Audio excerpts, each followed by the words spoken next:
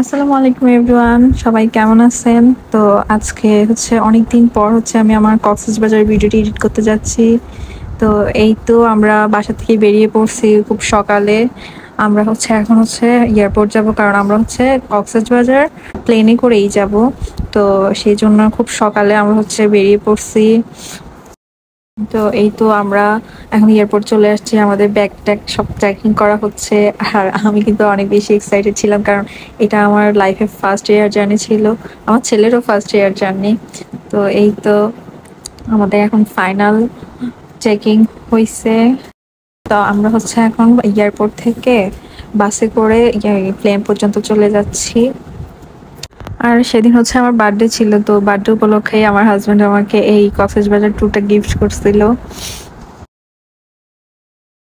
এই তো আমরা প্লেনের সামনে চলে আসছি, আর লোকটা আমাদেরকে তাড়াতাড়ি ঢুকে যাইতে বলতেছিল, কারণ প্লেন একটু পরে ছেড়ে দিবে।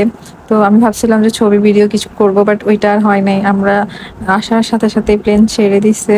তো এই তো আমরা আস্তে আস্তে উপরে উঠে যাচ্ছি, এবং এটা ঢাকার উপরের ভিউটা, এটা অনেক বেশি সুন্দর লাগতেছিল।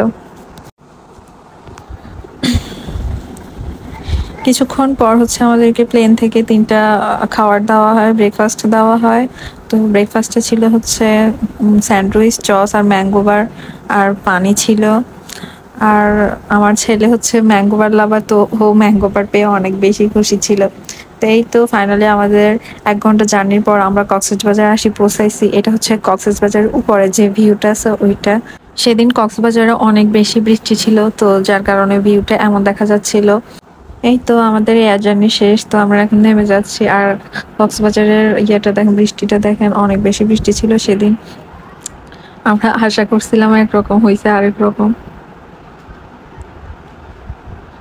এই তো এখন এয়ারপোর্ট থেকে একটা অটো নিয়ে আমরা হোটেলে চলে আসছি। আর এটা আমাদের হোটেলটা। ফাইনালি আমার কক্সবাজার সমুদ্র সৈকত দেখা ডান। সো আমার এই ভিডিওটা কেমন লাগছে সবাই কমেন্ট করে জানাবেন, এবং আমার কক্সবাজারের পরের ভিডিওগুলো দেখতে চাইলে সেটাও কমেন্ট করে জানাবেন। সকলে ভালো থাকবেন, সুস্থ থাকবেন। আল্লাহ হাফেজ।